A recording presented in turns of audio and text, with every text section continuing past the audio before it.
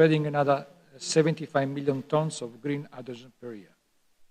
These changes will not only affect vessels, but also their surrounding infrastructure, including ports. The building of new capacity within governments, creation of new markets, and deployment of new standard certification mechanisms will likely be required. Collaborative efforts involving the global shipping industry, government, international organizations are key to achieving meaningful progress and build a more sustainable future for us, for all. Our member country, sitting here today, will have to play an instrumental role in making this happen by working closely with fuel manufacturers, ports, ship owners, and the rest of the value chain, investing in research and development, and developing cleaner technologies, deploying mechanisms to accelerate the demand for renewable fuels, regulating and enabling the trade and use of renewable fuels, and facilitating the deployment of the necessary infrastructure to satisfy the increasing demand. So the time to act is now. And if you allow me, I want to spend another 3 minutes to put more emphasis on why I think it's important. So I try to say in my annual report, we will say more clearly in our World Energy Transition Outlook. We intend to work on this also in the way to feed the discussion in the COP28. So it's now 20 years, more than 20 years, that we are saying that we have to fight climate change. We need to be more renewables. We are setting, again, new records of renewable installed capacity every year. But the fact is that we are very far from where we have to be. So the question is why? So the money is already flowing for the renewables. Renewables are the most competitive way to produce electricity. Why is it not happening faster? My response is very simple. Allow me to be very, very, very simple and say that. But how the actual energy system is working. So many of you have said in the discussion that one of the problems of renewables are that they are intermittent. There is no sun, there is no electricity, there is no wind. But the fact is that the intermittency is a characteristic of all the fuels. Also gas is intermittent if you don't bring it to the market, if you don't bring it in your house. So the fact that it took 100 years, perhaps more, to build the structure, physical, legal, policy, institutional capacity, professional skill, to sustain the centralized system based on fossil fuel. This is how the system works. Without infrastructure, it cannot work. And unfortunately, this structure will not make us having the quantity, the share of renewables that we want to have in our houses, in our industries. So in our point of view, the infrastructure is becoming the key point where we want to work to understand how to accelerate the energy transition, and in this context, how we can rewrite the way the international cooperation works. Try to understand who has to do the most, focusing on the area where they can have the added result. I'm talking about the multilateral financial institution, the development bank, development agency, the bilateral cooperation, energy, regional entities, and other. So I think this debate is important because we have to connect the land grid with the sea route and the sea grid, the sea cable. Is the history of how we are building the new energy system and how we are building the structure that may sustain the new energy system. And the fact is that it took 100 more years because we went slowly, no? We had the chance to have the time. This time we have not the time. So the reason that we have to be disruptive. And so we will work on this for providing to the attention of our member states and the discussion to the COP, an outcome where we can build a new narrative where the role also of the port will be relevant. Just to think that the Egyptians have just announced they are going to build a green hydrogen plant, where? In the Suez Canal. That means I was discussing in one dinner, a wonderful dinner that we have in Pittsburgh. You remember, Guy, that I say that I expect that Panama will change the nature, Suez change the nature. And this is happening. But we make this happening at the speed that is coherent with the achievement of Paris Agreement goals. So sorry if I've been so long, and also sorry if I have to leave. You know, I have not the ownership of my time in this occasion, so I have to go to other things, but my people will collect what we say, and hopefully we can continue this discussion. I will provide with the work that we are doing, so we can receive your inputs, so that we can try to get, at least in our membership, a kind of consensus of what Arena can bring to the COP28. Grazie. Thank you very much, Director General, for your remarks. I would now like to invite Mr. Emmanuel Grimaldi, Managing Director of the Grimaldi Group and Chairman of the International Chamber of Shipping, to deliver a keynote presentation. You have the floor, Mr. Grimaldi. Thank you very much. Your Excellencies, first let me thank the International Renewable Energy Agency, IRENA, for inviting me to give this keynote speech today. And thank you also to my good friend, Professor Francesco La Camera. I hope to inspire a fruitful dialogue. I am grateful for the close cooperation between IRENA and the International Chamber of Shipping, following our signing of the MOU agreement last year. This relationship has increased the connection between public and private sector, leveraging the knowledge, insight, and covering power of IRENA to work together with the hard-to-abate sector, such as the shipping industry. This is particularly important as we must all work together to mobilize action, recognizing that shipping will play a key role as an enabler for the wider energy transition. It's good to be here in the United Arab Emirates, a country who has been leading the way with its ambitious decarbonization plans and investment in projects that will achieve their result. And the host of COP28, we look forward to working with the United Arab Emirates to ensure that shipping plays its full part in the global fight to address climate change. United Arab Emirates has also provided a vital leadership role in supporting the development of the Clean Energy Marine Hubs initiative under the Clean Energy Ministerial, which I'm here to talk to you about today. The CAM Hubs initiative brings together key interested governments and CEO-led Clean Energy Maritime Task Force. The task force is made up of private sector members from across the energy maritime value chain, supported by the International Chamber of Shipping and the International Association of Port Harbors.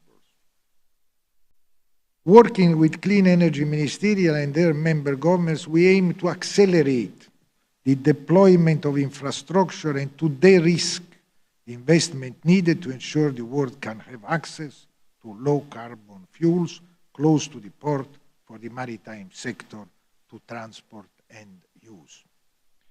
As the shipowner chairman and chairman of the International Chamber of Shipping, which represent 80% of the world merchant fleet, it is clear to me that we need to stop thinking in silos. If we are to decarbonize, we need to start building the bridge with the renewable energy sector to increase the role of the shipping sector in supporting the energy transition. As the International Renewable Energy Agency highlights, 50% of all these new fuels will need to be transported by ship, making shipping a key enabler of the wider energy transition. In October last year, the ICS has put forward a fund and reward proposal to the IMO to catalyze the adoption of alternative fuels. This proposal would financially reward the countries adopting new clean fuels. The fund and reward proposal has the potential to boost investment for the fuel production and bunkering infrastructure in ports worldwide. That will be vital for our global industry to decarbonize completely. This will benefit the transportation of new fuel as well as benefiting the shipping industry. We look forward to government approval this year to get this win-win proposal up and running as soon as possible. Many countries have already announced plans to produce and export zero-emission hydrogen-based fuel for the world. These new fuels will then be imported to power national economies so that countries can deliver on their climate targets. This is not new, but a vital yet often overlooked part of this is how we transport the new green fuels from producer to consumer. All parts of the energy value chain must be linked so we can build capacity to transport these fuels. In the past, nations undertook this process, taking responsibility for the entire value chain. This, however, is no longer the case. We are currently seeing countries and companies looking after their own needs. I am sure we will hear about the great work that many companies are doing, such as MSC, Shell, and others that are undertaking in this hour to power their own ships. But if we are to ensure zero-emission fuel are available at scale for all, then planning and de-risking investing must start immediately. To give you some idea, I recently invested about €1 billion to buy 10 dual-fuel engine ships. Each of one will be used to transport 9,000 electric vehicles at a time. This dual-fuel vessel will use mega-lithium batteries and will be prepared for the use of ammonia as a marine fuel. But this investment takes time to plan. And importantly, this ship will not be available to us until 2025, actually the end of 2025. We have limited capacity in our shipyards, and building the ports and the people infrastructure needed is not a quick task. So both governments and companies need to start planning now and together so that investment happens at scale. Furthermore, we may have tens, if not hundreds, of vessels with dual engine in the water in the coming decade, but with no alternative fuels to power them at scale. This is why we need to work more closely together to provide zero-emission fuel for all. We would welcome and invite IRENA to support driving the Clean Energy Marine Hubs initiative forward and achieve our collective goals. We have an amazing opportunity if we work together and act now to deliver the sustainable and equitable future that we want.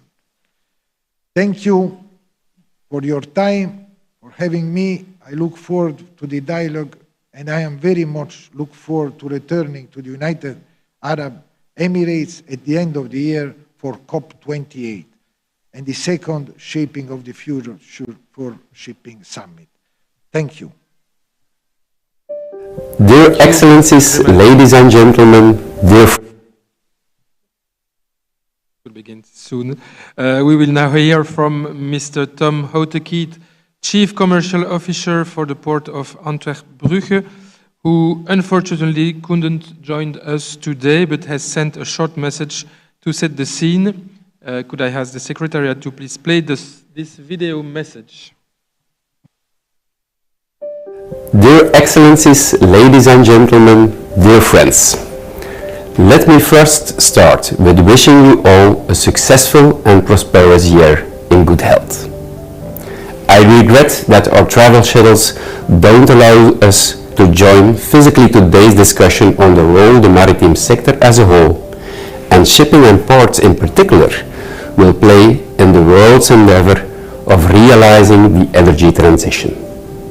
However, I'm grateful that IRENA has offered the opportunity to bring some elements to the table from a port's perspective via this way.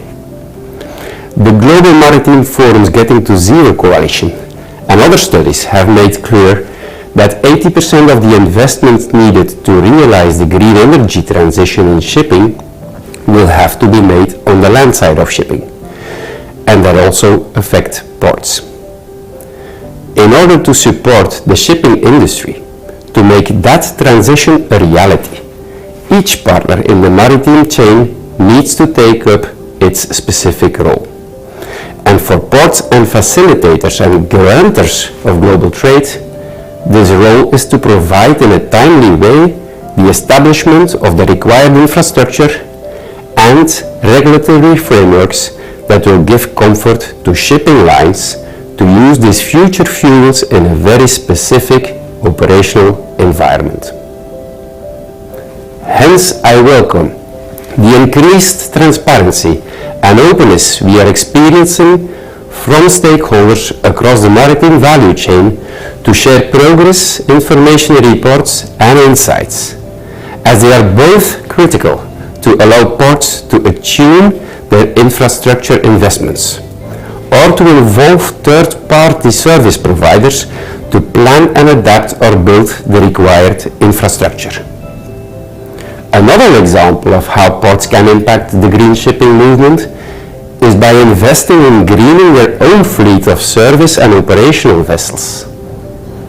As an example, last year we deployed 2 battery hybrid petrol vessels, and in the coming weeks our brand new hydrogen tug will be brought into operation, and the one on methanol will follow onwards. It is no rocket science. By thinking big and acting small, we are building the experience and lessons learned which are fundamental for engine and shipbuilders and other parties to learn about the dynamics, the behavior and reactions of these new fuels and engines in the demanding operational contexts. The announcement of the order of the tugboat 3 years ago now created a specific dynamic in our port. Less than 1 year later in 2021, we proudly welcomed the world's first multimodal hydrogen refilling station on our port premises. And another year later, we were able to announce a green hydrogen production facility, a private investment of $300 million. And more projects are to come. All of these developments aren't happening by coincidence.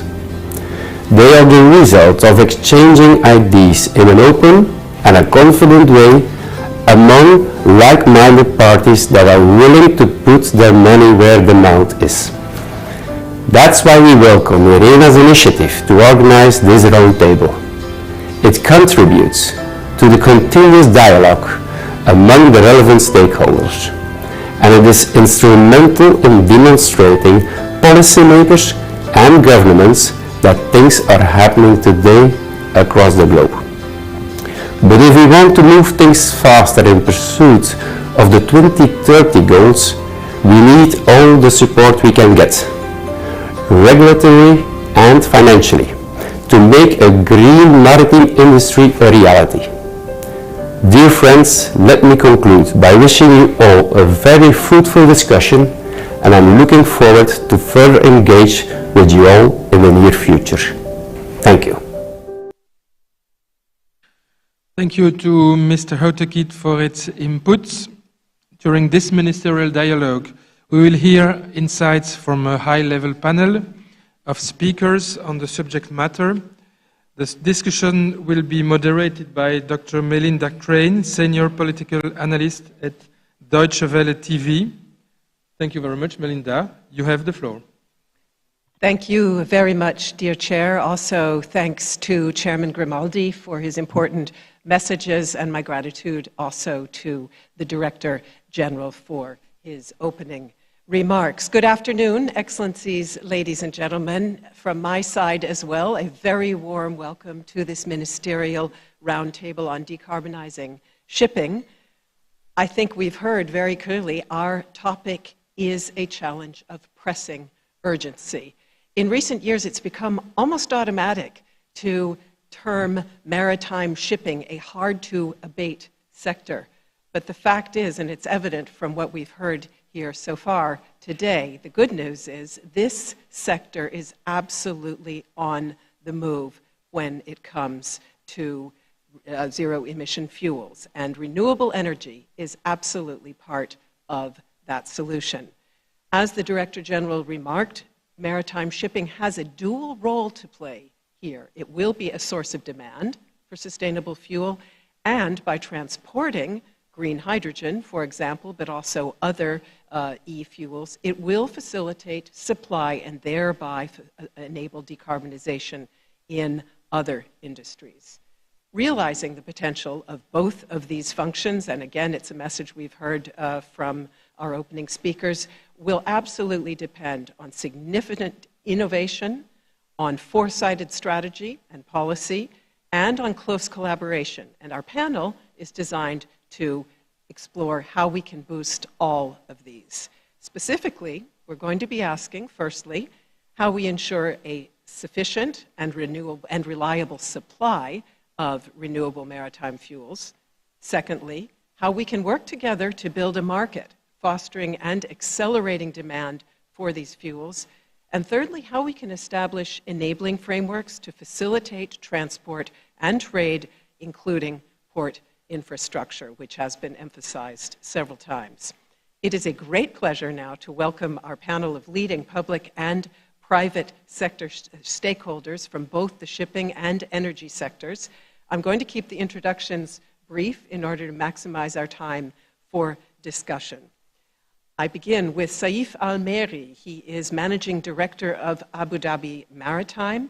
It is part of AD Ports Group, and it is custodian of all of Abu Dhabi's waterways. Welcome. I'm also very pleased to welcome Bud Dar. He's Executive Vice President of the Mediterranean Shipping Company, the global leader in container shipping. Also wonderful to have with us Arsenio Dominguez. He is Director of the Marine Environmental Division at the International Maritime Organization, IMO. Alicia Eastman is with us. She is President of the Singapore-based company Intercontinental Energy, which has been a pioneer in green fuel hubs since 2014. Ahmed Harbi joins us, a warm welcome.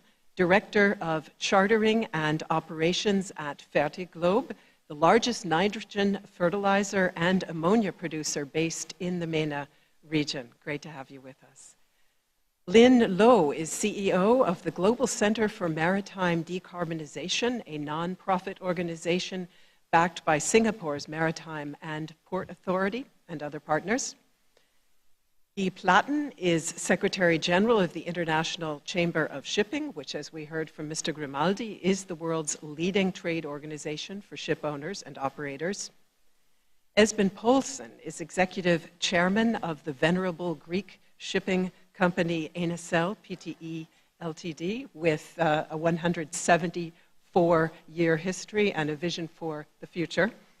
Gunnar Stich is Chief Technology Officer and member of the Executive Board of MAN Energy Solutions, a German multinational producing both energy and machinery for marine, rail, and stationary applications. And finally, Carrie Trout is Senior Vice President of Shipping and Maritime at Shell. A very quick word on our format. It won't have escaped the notice of our panelists and our audience that this is a very large panel. Nonetheless, we are eager to make it as interactive as possible. So we are going to be proceeding in dialogue format. I'll start with a couple of questions on the supply side, then go to several country delegations that have pre-registered their interest in speaking. Then we'll follow up with more questions to the panel on demand, markets, and trade. And in between, we will take several more pre-registered inputs from member country delegations. And later, in the last 20 to 25 minutes of our session, I will open the floor for interventions by other delegations. So that is the roadmap, or I should say the maritime chart that we will be following. And allow me to remind you, dear panelists, before we begin, that we are looking for interventions of 3 minutes or less, and I will have to be a bit strict about the timekeeping. And I'll note that our speaking order is not determined by protocol, but simply by content.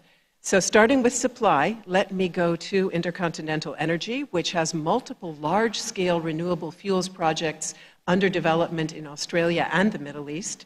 President Eastman, what would you say are the crucial factors that are facilitating your company's investments in fuels like green ammonia? And what do you see as the main challenges to ramping up production of these renewable fuels? Well, first of all, thanks for having me here. To start with the first question about what made us invest in these entities, into these projects, we started in 2014, and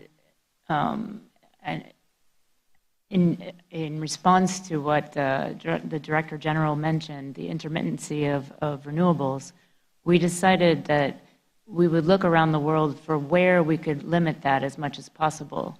And that turned out to be coastal deserts, because they've got sun during the day and wind at night, and you have nearly constant energy, which means you have a really high capacity factor, and it's the cheapest green electrons in the world.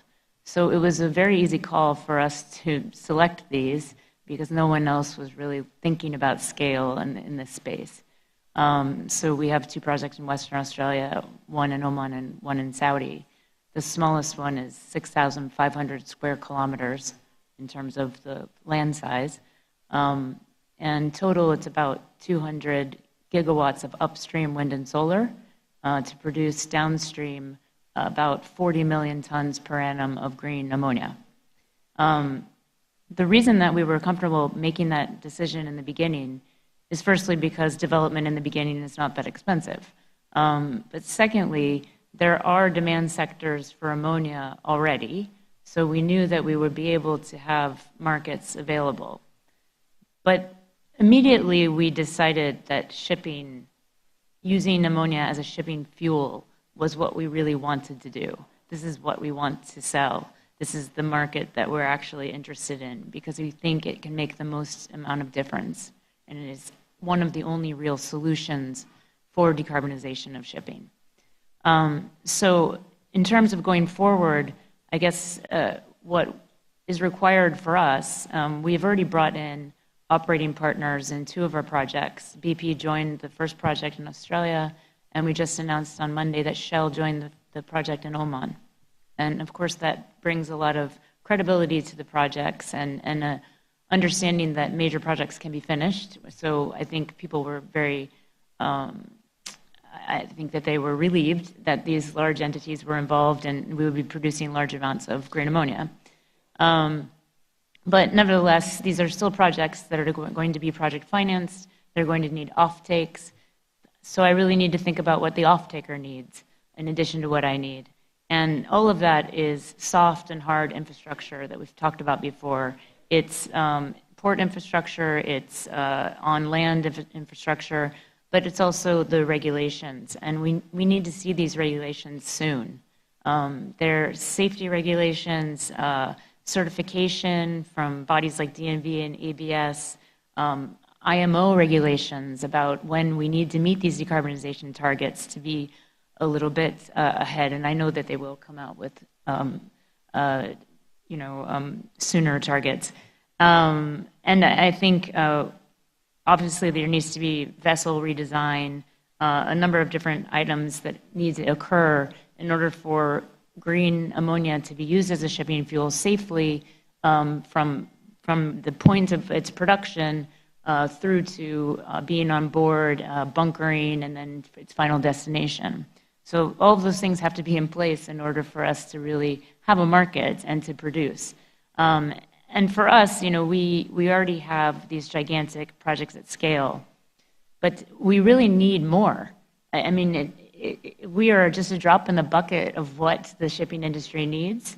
So all of these things need to be in place so that we aren't the only ones that are doing this, that you have many, many companies out there producing green ammonia in the locations that make sense.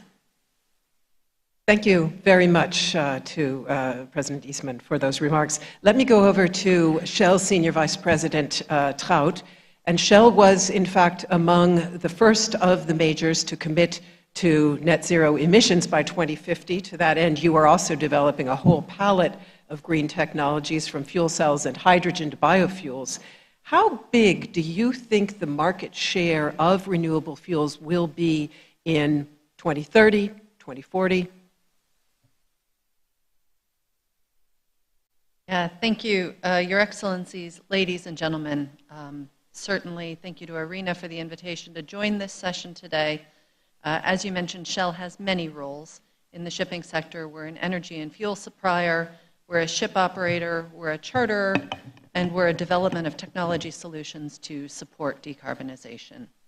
To get straight to your question, the ambitions that the IMO sets as we come through July of this year will really drive the uptake and the increase in the need for decarbonized fuels.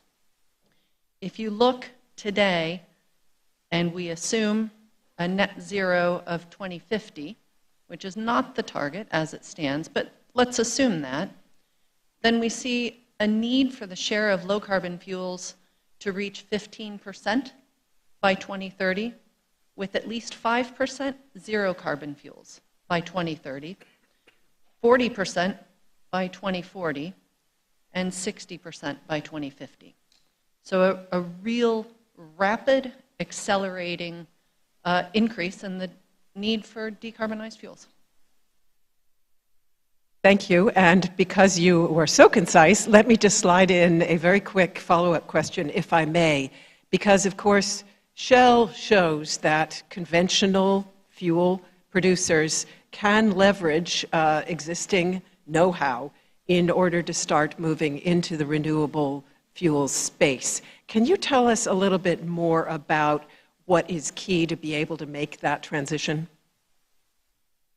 Yeah, let's talk about that. So renewable-based maritime fuels really today are a range of biofuels, FAME, HVO, and emergence of the renewable fuels that are not from biological origins, including future hydrogen-based synthetic fuels. I think we'll hear more about hydrogen as the panel goes on, so I won't spend much time there. But today, biofuels and those RFNBOs are vital to meeting the decarbonization needs of the sector. Of course, they're not all available at scale today, and there are challenges that we need to overcome as a supplier, but we need to overcome as an industry of users to ensure that supply and demand. So when we think to those 2030, 2040, 2050 dates, Shell believes that there could be a significant potential in hydrogen as a zero carbon energy source. Significant work is still required to scale the renewable and low carbon hydrogen, the production, the transport, and to overcome technical obstacles of using that then as a ship's fuel. When I think about what countries and what companies can do today, that's about creating the feedstocks. It's creating the sustainable feedstocks for that uptake of synthetic fuels. Today, annual hydrogen production is around 90 megatons. 80% of that is fossil-based. To get to where we need to get to 500 megatons by 2050, and the vast majority of that needs to come from low-carbon technologies, whether that's electrolysis or fossil fuels with carbon capture, utilization, and storage. So the one thing that I would leave from this is that we need the policy to incentivize that investment in the renewable energies with a growing demand across sectors, not just shipping, but right through the energy transition, so that shipping is both a transporter of those fuels, a user of those fuels, and indeed creates the demand as part of our business.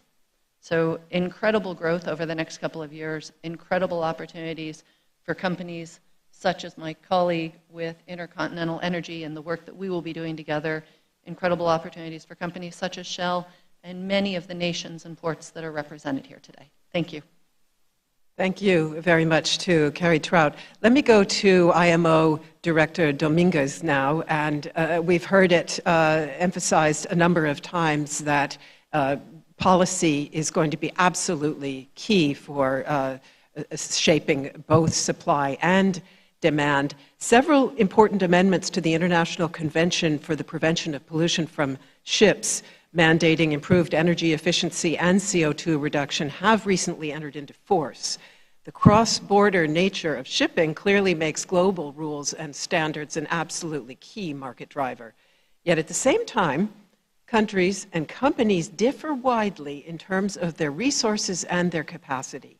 So how can the IMO in its work take such variances into account while also moving with ambition and with the necessary speed to drive uptake of renewable fuels? Thank you, and again, also thanks to Irina for this invitation and for this particular panel. With the experience that the organization has, we have done this before, and I'm confident that we will do it again. When we actually carry out the analysis for the regulations, we take into account all the different players, the different states of the member states. And something that has become very prominent within the development of the environmental regulations is the impact analysis that is carried out on the states of all these regulations. As it has been mentioned before, this year is going to be paramount for the organization, and I'm very confident with the statements and the reiteration that the member states has already made more than twice in enhancing the level of ambitions of the initial GHG strategy towards the decarbonization of shipping towards the mid of the century. Of course, this is something that we cannot do in isolation. It has been mentioned already several times, and I'm sure that I will hear it again. We regulate ships. We will transport those fuels, those new energy renewable fuels, but we also will need them in order to actually propel the vessels. And this is where the key role of the energy sector in participating in our debates, in understanding the concerns that the member states have, in particular developing states, because what we don't want is to create an imbalance in the sector. That's why we bring everybody together, all the stakeholders together at the level of the organization. The port has a very good balance and approach with IMO, because the infrastructure will be needed there. All of those comments have been taken on board, and the organization, as we progress already with the enhancement of the GHG strategy to decarbonize shipping, we are also moving forward with technical and operational measures, as well as the establishments, development and establishments of economic measures that are going to be key to also support this energy transition.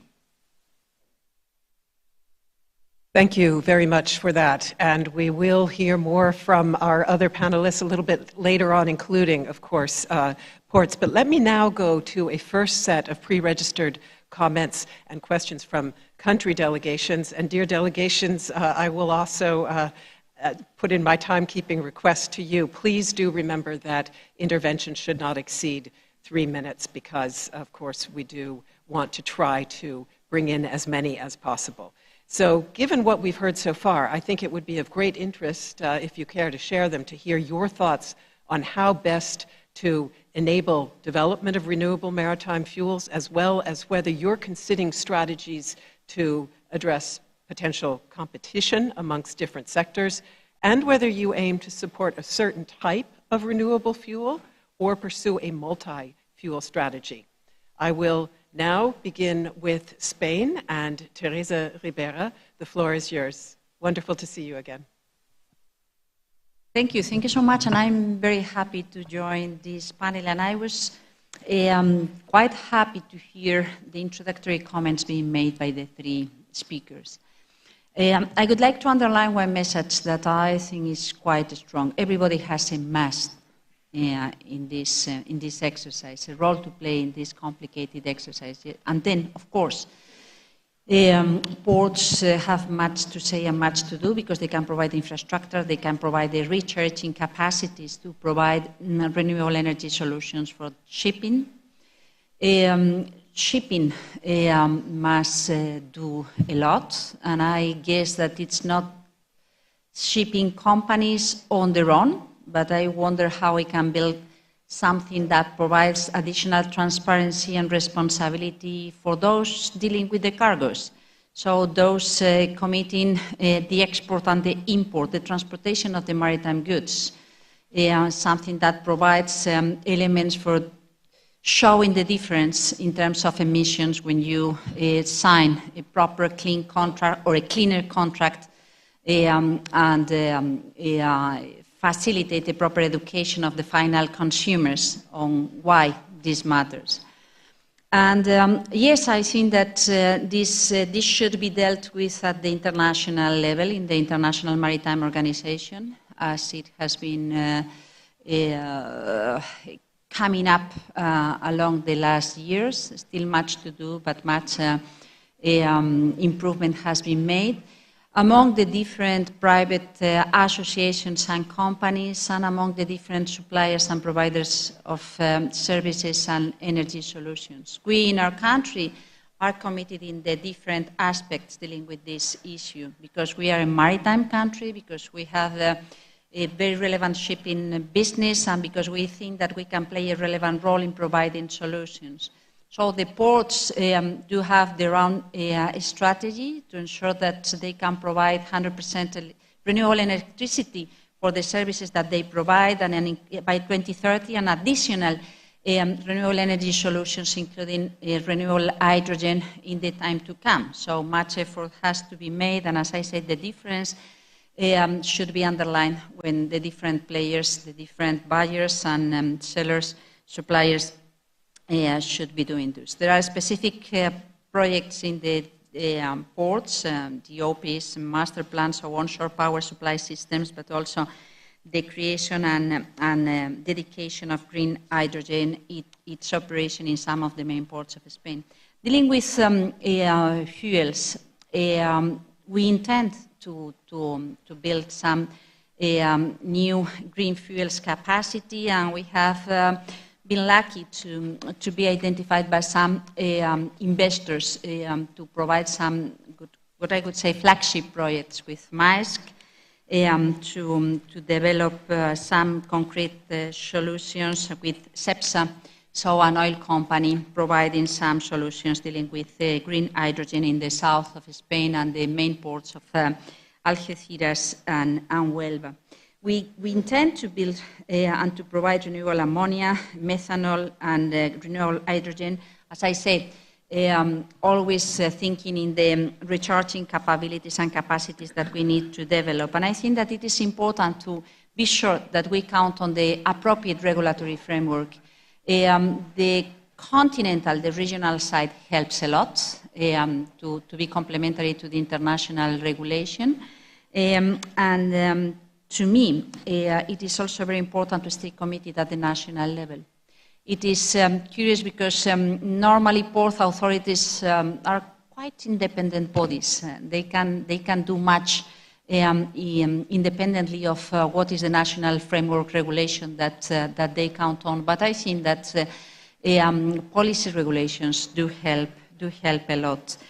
My final comment is that this is something that can be particularly important in the shipping industry that has always been perceived as a kind of black hole. We didn't know what it was going on, and we didn't perceive how they could get engaged and committed with many related aspects that are not necessarily positive for the humankind and for the biodiversity. And the clock has started to move into the right direction. But this type of fuels can also be used by other heavy industries and can be very helpful in many fields. So I think that we have a great opportunity that we should be pushing forward. Thank you very much, Deputy Prime Minister Rivera. Let me go now to Canada, and Catherine Stewart is Ambassador for Climate Change. The floor is yours. Thank you very much, and very happy to speak to how Canada is contributing to decarbonizing the shipping sector. And I wanted to start with green shipping corridors, because we really feel that represents a really great opportunity to accelerate the decarbonization of the sector by also allowing the testing of smaller solutions on a smaller scale. And at COP27, Canada was very pleased to join the zero emissions shipping mission. And we also have a port that's part of the green shipping initiative. In fact, Antwerp was mentioned. Montreal and Antwerp have twinned up to establish one of the first corridors, green shipping corridors, and we also have other ports in Canada, including Vancouver and Halifax, that have joined in. We're working very collaboratively with the United States as well in developing a green shipping network in our Great Lakes and St. Lawrence region. We're also committed to developing an action plan to enable the sector to reduce its emissions, and engagement with key stakeholders is on the development of this action plan was launched in 2022 and will continue in 2023. And the National Green Corridors framework that was released really does establish some of the foundation of this action plan that we're developing. In terms of the fuels to prioritize, Canada really takes a technology neutral approach. We don't favor one fuel over the other, and recognize that if we're to reach our 2030, 2050 targets, we're going to require fuels and energy from multiple sources depending on the different needs of shipping companies and sectors. We also expect that shipping will not be the only sector that requires these low carbon fuels, and we expect that the combined market signal from all sectors will really help to improve investor confidence in scaling up the production that we need. Thank you. Thank you very much. And I would like to go next to the United States. And Jeffrey Payette is Assistant Secretary in the Bureau of Energy Resources of the U.S. State Department. The floor is yours. Great. Thank you very much, Melinda. I speak this afternoon as an Assistant Secretary of State, as the head of the U.S. delegation for the IRENA Assembly, but also as somebody who just finished up 6 years as U.S. Ambassador in Athens, Greece, which allowed me, among other things, the opportunity to be constantly reminded by all of my Greek shipowner friends of the central but oftentimes invisible role that global shipping plays in our prosperity, the health of our economy, moving 80% of globally traded goods, but very importantly, for all of my Greek tanker-owning friends, 40% of maritime shipping is devoted to transporting fossil fuels. So there is a profound transformation that is going to happen in the maritime shipping sector, just as it's happening across our energy ecosystem. And while everybody always says it's hard to turn around a big tanker or an aircraft carrier, we saw what happened after Russia's invasion of Ukraine, when in the early days of the war, many tankers did exactly that. They literally turned around, helping to answer the urgent need in Europe for LNG to replace the pipeline gas that Vladimir Putin has had weaponized. And of course, in the case of the United States, we roughly doubled our export of LNG to Europe over the course of last year compared to the year before. But today, the shipping industry is increasingly focused on options for clean fuels. And in fact, Russia's invasion has accelerated that process by raising the cost of fossil fuels and making even more urgent the transformation of our energy systems. Nonetheless, as President Biden pointed out in his intervention at COP27 a few weeks ago, greenhouse gases from the shipping sector are still rising, and if shipping were a country, it would be one of the 10 largest emitters globally. The United States is working through a variety of organizations, the International Maritime Organization, and initiatives like the Clydebank Declaration, the Declaration on Zero Emission Shipping by 2050, the First Movers Coalition, and the Green Shipping Challenge to raise standards, to accelerate deployment of new technologies. And I was I was glad that we had Alicia here to talk a little bit about the deployment that is happening right now, and I think it's important to recognize that. In the United States, the bipartisan infrastructure law includes $17 billion to help electrify and decarbonize U.S. ports and ferries, and ramps up research and development on advanced batteries for maritime applications and zero-emission fuels. As my Canadian colleague pointed out, we are committing strongly to green shipping corridors, including significantly between the Port of Long Beach in Los Angeles and the Port of Singapore. And I think these partnerships are going to be critically important. This is going to be a challenging and expensive transition for ships and ports. Again, as my friends in Piraeus used to remind me, it can take 20 years to amortize a ship. Moreover, shipping is a quintessentially global industry, and so standards need to be harmonized across regions and across sectors. But the United States is committed to this transition. Answering, Melinda, your question about fuels, I will echo again my Canadian colleague on the principle that we need to cast our net broadly. Nonetheless, there are technologies that the United States can support now. High-efficiency wind assistance can be implemented this decade. Carbon capture and storage will be critical in the shipping sector just as it is in other hard-to-abate sectors. And I would add, I was incredibly excited yesterday to visit the world's first steel mill tied to a carbon capture and utilization project here in Abu Dhabi, something that I would commend to all of our colleagues for attention. And of course, green hydrogen will be a critical component of this process, as the IRENA Director General pointed out. Bunkering is already moving ahead in places like Suez, here in Abu Dhabi, and of course in the United States. So we look forward to working with our colleagues here at IRENA, but more importantly, with all of our colleagues in industry who are going to be the innovators and the implementers for a critically important element of the global energy transition. Thank you. Assistant Secretary Payet, Delegation Head, many thanks for those remarks. Let me go now to Denmark, and Thomas Anker Christensen is Climate Ambassador. Welcome, you have the floor.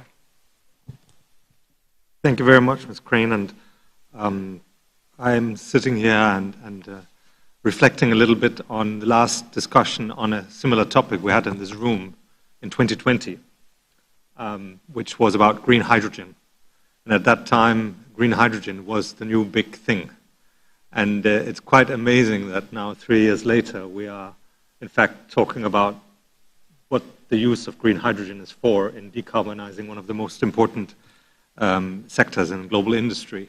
And although we come to conferences like this one and think that things move very slowly, in fact, this isn't a topic that has moved really fast.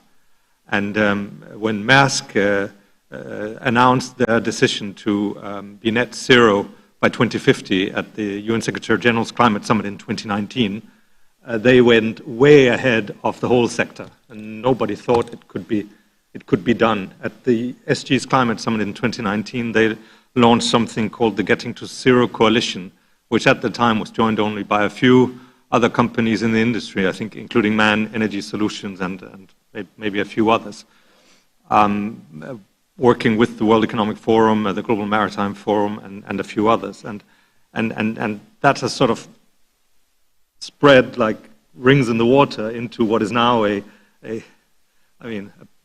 panel with the most serious players in the industry and countries from around the world. And the minister from Spain referenced the investment of Maersk in hydrogen production in Spain. I think it's a $10 billion investment that is happening in Spain, and the Danish shipping industry is having similar investments in ports and in bunkering facilities all around the world in these green corridors. And we would really encourage others to follow suit.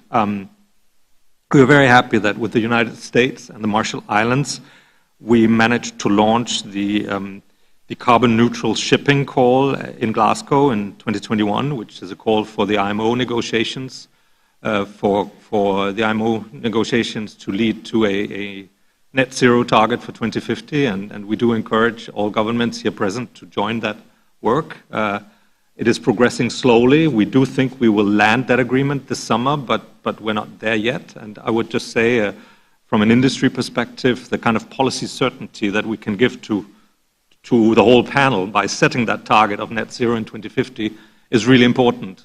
So I mean, whatever it takes to get to that agreement this summer, we as governments have to lift our responsibility to give that policy certainty of the transition that the industry is going through, and thereby also set a framework for the fuel production and the standard setting that is needed in the sector.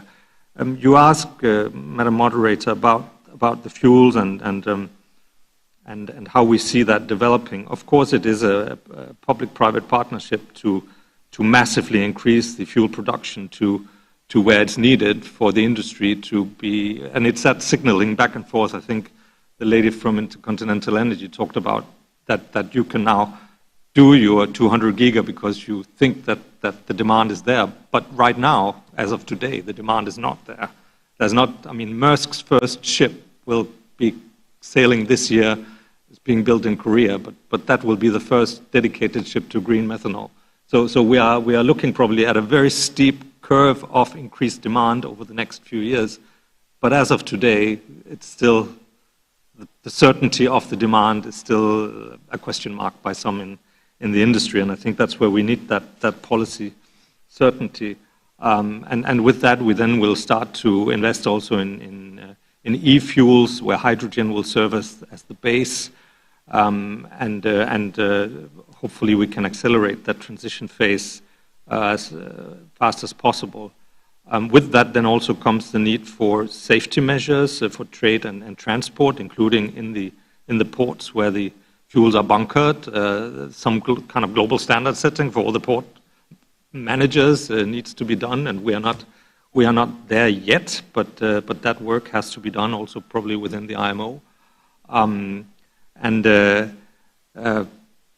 Some coalitions need probably to be built as well around that. We are very happy about the zero emission shipping mission that we are co-leading with the US and Norway.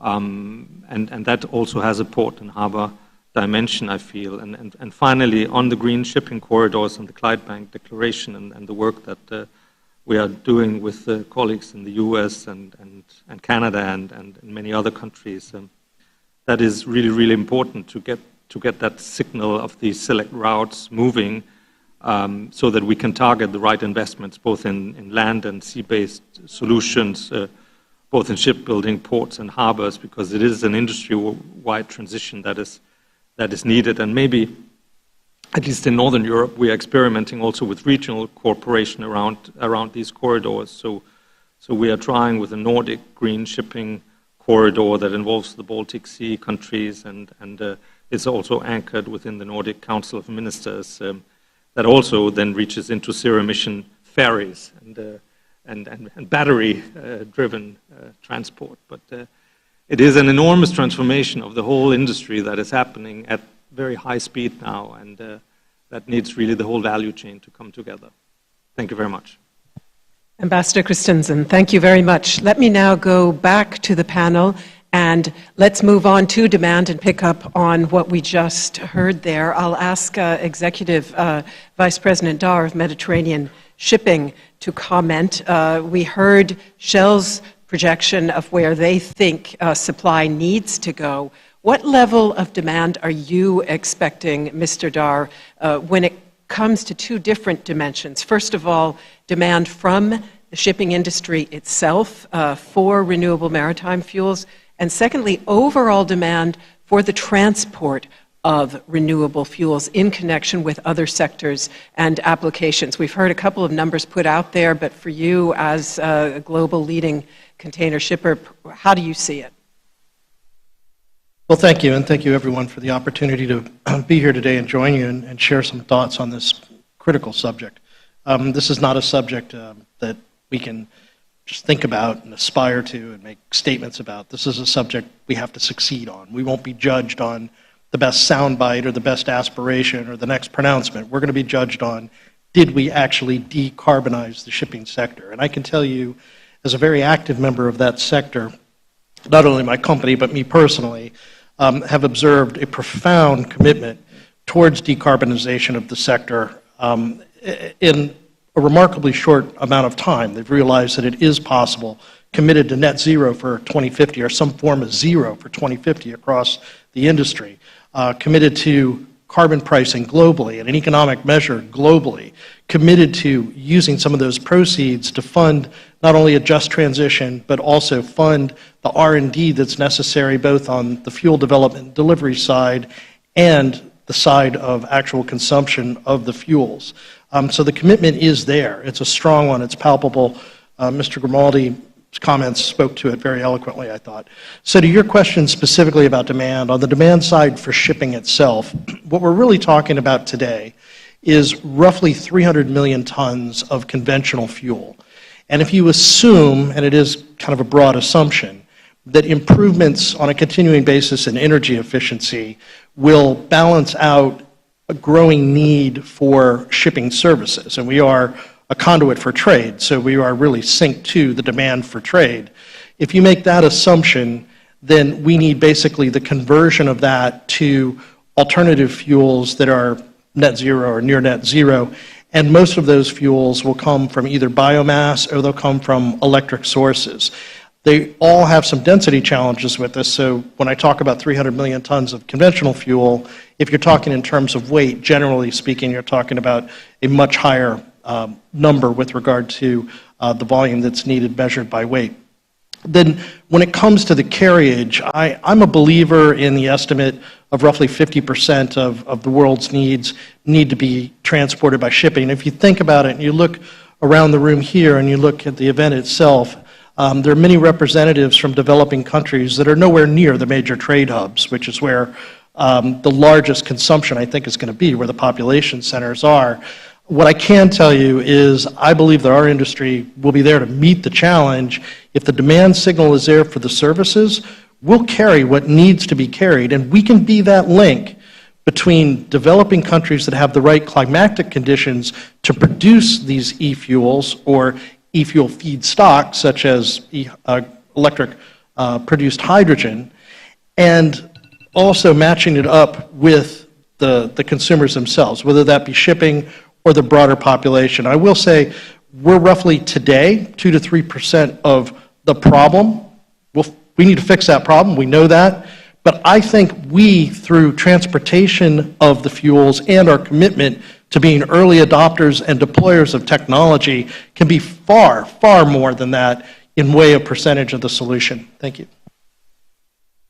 Very brief follow-up, if I may, with request for a brief answer. But can you just talk very quickly about the bottom line? Because, of course, renewable fuels are significantly more costly than conventional ones. Assistant Secretary Pyatt pointed out the enormous costs of a container ship, the fact that amortization and refitting are very, very expensive and long-term. So what are you doing? How are you working with other stakeholders to make this transition affordable for carriers? It needs to be affordable not just for the carriers, but for our customers as well, and we have that in mind. And the more we can lower the cost, the more we can facilitate trade. We're doing a range of things. We participate in collaborative efforts such as this one. Also, we have a strategic partnership with Shell as well in developing solutions that we can actually deploy, and we learn from each other in that partnership. And what we are doing today with our fleet, and by the way, we're also the third largest cruise operator in the world. A modern cruise ship is over €1 billion to put on the water. I mean, these are huge capital investments where we have to speculate a bit. We're building in as much fuel flexibility as we can into all of the ships that we're constructing so that the best fuel choice today when they hit the water can be replaced with a better fuel choice tomorrow when it's genuinely available and not just part of a discussion or part of an investment plan. Thank you. Thank you very much. I'll go over, if I may, to CTO Stiche of MAN Energy Solutions. And apropos fuel flexibility, your company is aiming to bring a two-stroke ammonia engine to market as early as 2024, followed by a retrofit package in 2025 to enable existing ships to run on ammonia. It remains unclear which renewable maritime fuel will ultimately prove most competitive: biofuels, ammonia, methanol, something else.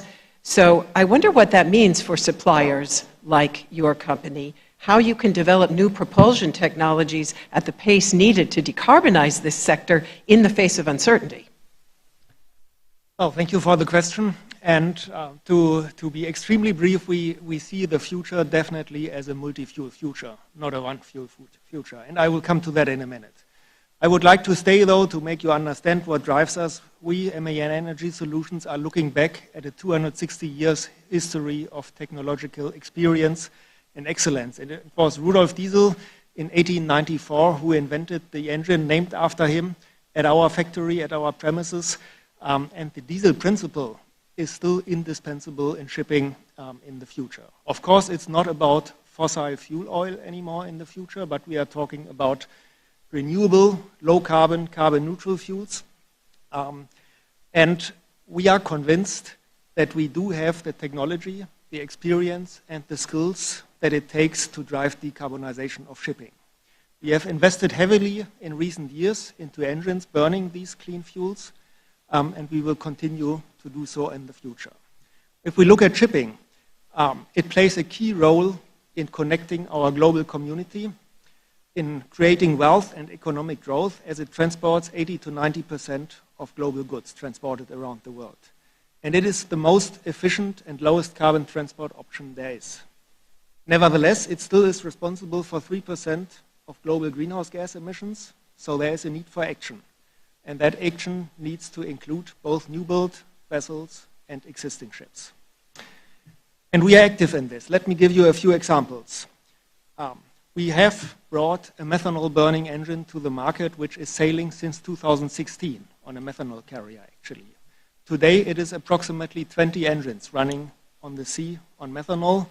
There are orders for 70 to 80 vessels and inquiries and projects developed for several hundred vessels running on methanol. We are, as you mentioned, developing an ammonia engine as well. We intend to bring it to the market in approximately 2 years from now. However, there are a few more steps to be taken in development. That's why it takes 2 more years. And so we really see that scaling up in the market somewhat later, and realistically 8 to 10 years later than methanol, which is scaling up today. A third example, that is a vessel that has been built to run on diesel, and we have converted many existing ships and engines to run on natural gas. And instead of diesel. And these vessels are prepared to run in the future also on e-methane, on synthetic produced methane, without the need to change anything. Not in the fuel supply system, not on the engine technology. Of course, with methane, there is the topic of methane slip. It needs to be addressed, but there are technical solutions for this, and this should be taken into account and discussed constructively in the ongoing debate. So, what is missing and what is preventing us from shifting is not the engine technology. It is available, it has been demonstrated, it is the availability of decarbonized fuels. And we think that shipping can actually be an ideal enabler to get the scaling started. And why is that? Because, as was mentioned, the annual amount of roughly 300 million tons of fuels is a large amount that creates scaling, but also because shipping is so efficient, the fuel cost broken down per cargo transported is relatively small, and it is easier to distribute those costs to the consumers than it is in other areas. So let me conclude. What do we need to make this happen and to bring the new fuels into the field? We do need regulatory clarity, and it is especially 4 items that we do recommend global and national regulators. We do need to define ambitious targets that are harmonized globally. We need to stimulate sustainable investments. We need to incentivize the use of low and zero carbon fuels as soon as possible, not only in the distant future. And for regulations and emission regulations, we need to look at a well-to-wake approach to enable all the possible fuels, e-methane, methanol, ammonia, because we must not end up with stranded asset. And to accelerate it, we need all of them in parallel, and that means a well-to-wake approach in emission. A very important first step was made by the European Union, including shipping to the EU Fit for 55 program and also the ETS system. And this regulation is a lot more binding and specific than what we had before. And we also see encouraging signs at IMO with many member countries and stakeholders bringing forward proposals going in exactly this direction, which is so crucial. So we are convinced decarbonization of shipping can be done, and as many others have said before, I will join in there. Now is time for action. Thank you. Thank you very much to you, Mr. Stiesch. Let's go over to Fertiglobe and Director Harby and look at a different aspect of demand-side competition, if I may. Your company has a stake in Egypt Green, the first integrated green hydrogen plant. I think it was also the project that was mentioned by the Director General in his remarks earlier on. Looking at the future market for hydrogen, how much competition do you expect between shipping, aviation, transport, or if we take e-ammonia, including also your own sector, namely agriculture, fertilizers? And will that serve, do you think, as a productive driver of increased supply, or could it actually wind up diverting renewable fuels away from, say, maritime applications? Yes, thanks. As you mentioned, and before that, the High Excellency, the Ambassador from Denmark, the demand is not there yet, and we see that it will come. I think at the beginning, when all of these new projects being announced in the last 2 years will come into production phase, and we're watching that closely as Fertiglobe was being the only company now in the world producing gray, blue, and green, with our locations in the United Arab Emirates and Egypt, North Africa, with our shareholders, persons in US Gulf, which is OCI company, and they announced also their blue ammonia production in US Gulf, and the terminal and the connectivity we have in Europe. We work closely with everybody to collect as much as we can demand, because with our production, we know what is the existing capacity, we know how to ship this product, how to produce it, how to handle it. It's experience being built over almost 40 years. We are not scared like a lot of people about the safety framework, because we know it exists. It just needs to be shared. A lot of education needs to be done. I need to work on the crew, which is for non-LPG ships, to get familiar with how to handle ammonia, which is not very difficult. But back to your question about the competition, I see that at the beginning it will be no competition at all. It will be a place where the new production comes, will have an oversupply in the market, which actually will have an impact on the flow, as the prices flow, which will attract shipping lines to pay affordable prices for this renewable.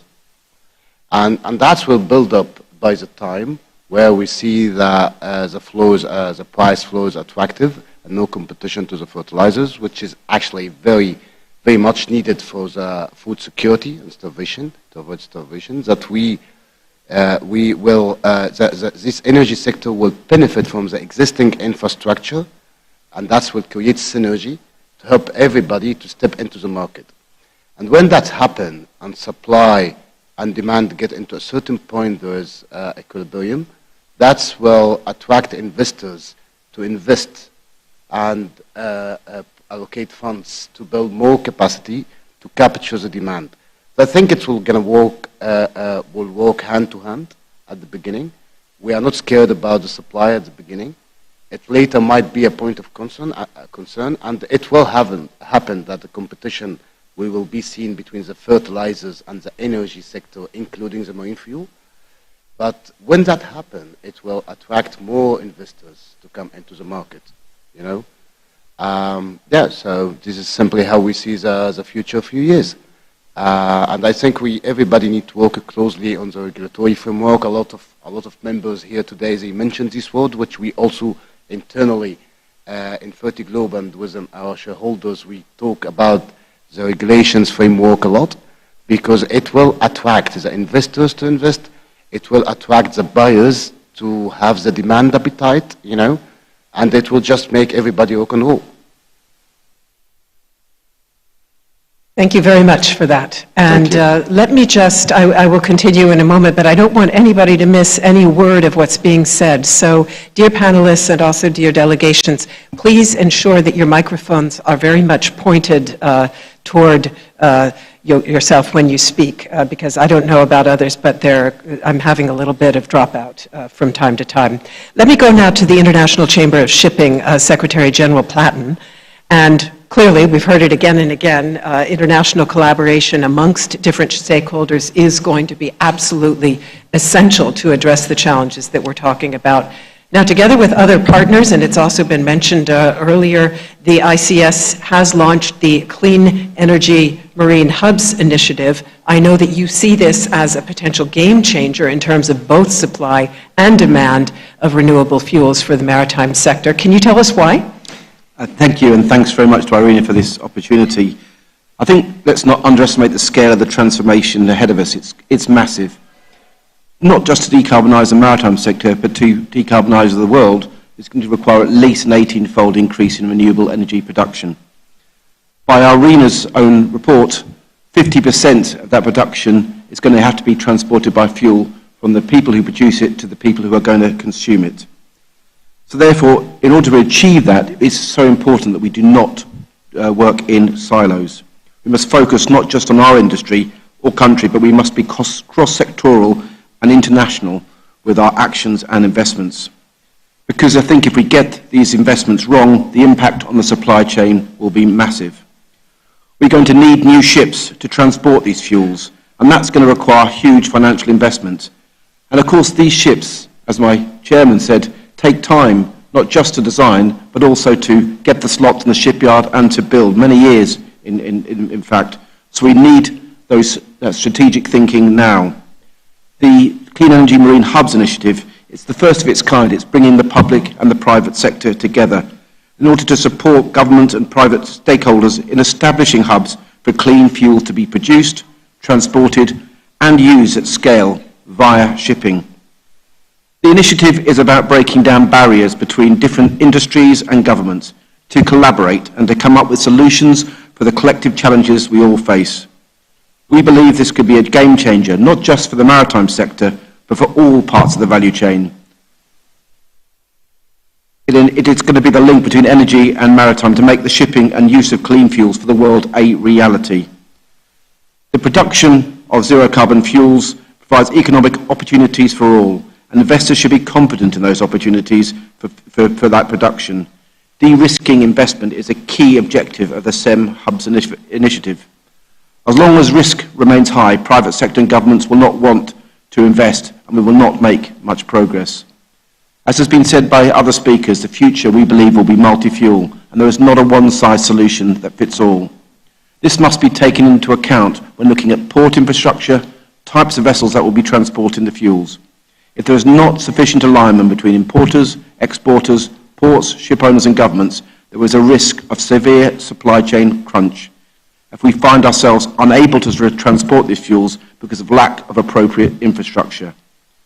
And I think in closing, we must not forget about the seafarers, the men and women who will be making the production, storage and transport of these new green fuels possible. New fuels and technologies will require new skill sets, so all seafarers and those in the supply chain must be trained to the new standards developed to maintain safety and minimise risk. A just transition is vital to make sure no seafarer is left behind on this journey.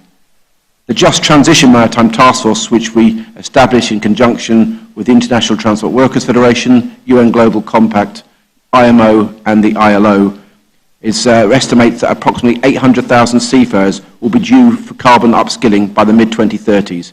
And that investment in training must not be overlooked as we develop both these hubs and the other initiatives. Thank you. Thank you very much for those remarks.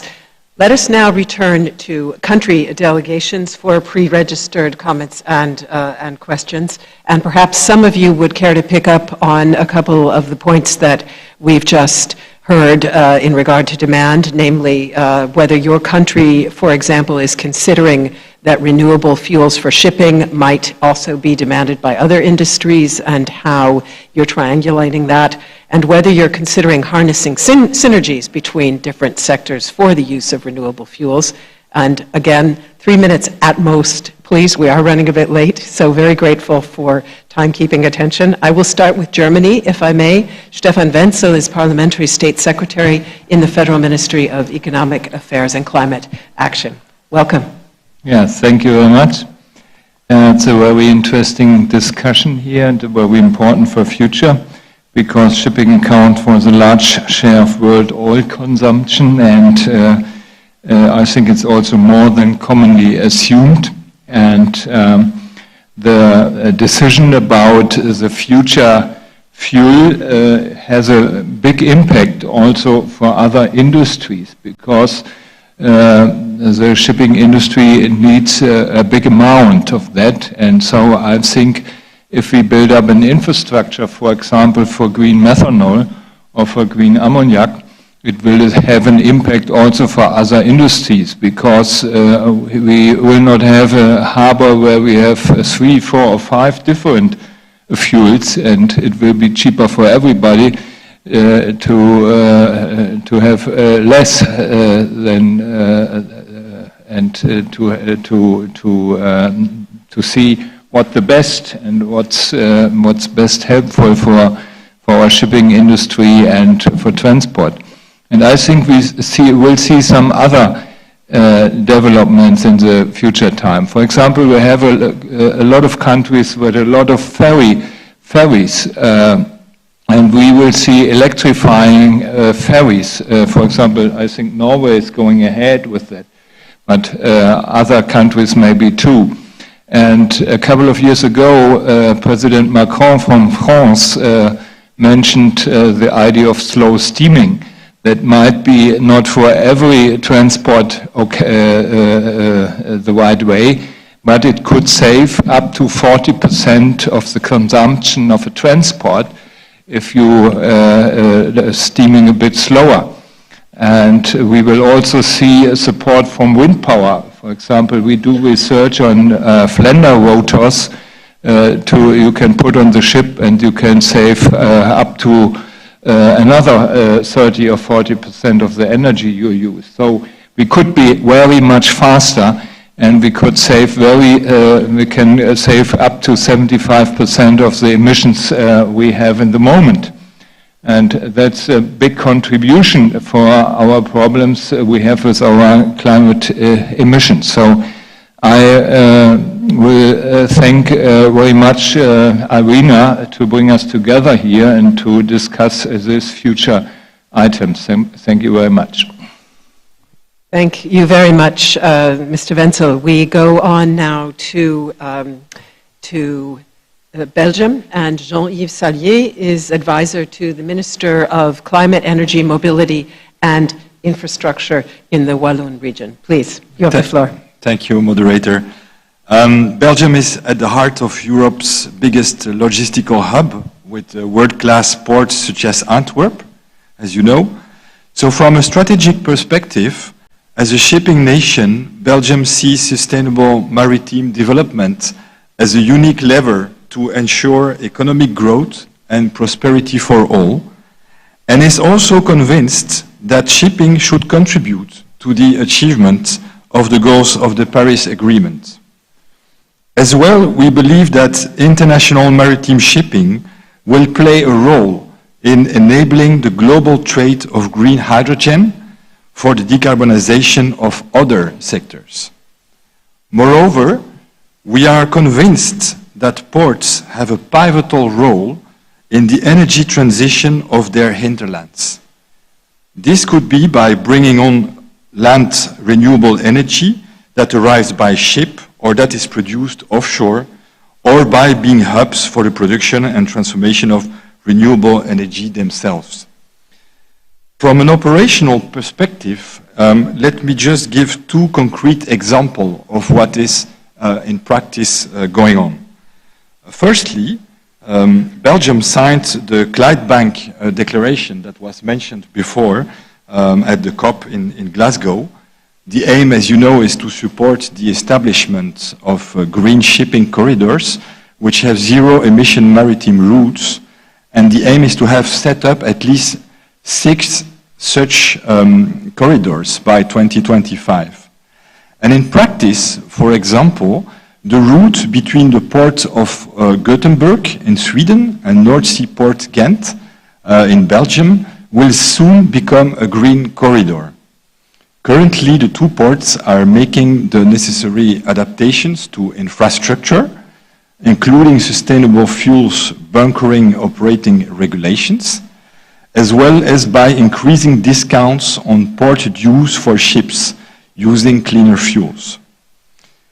A second example, more on the private investment or private sector, is that ONL Group from Namibia and CMB Tech from Belgium jointly launched Namibia's first green hydrogen production plant, which should be in operation by the end of this year. The aim is to produce green hydrogen from solar power and distribute the clean fuel, including to the shipping sector.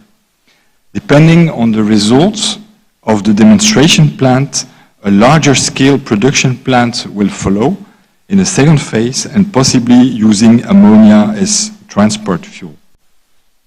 Thank you.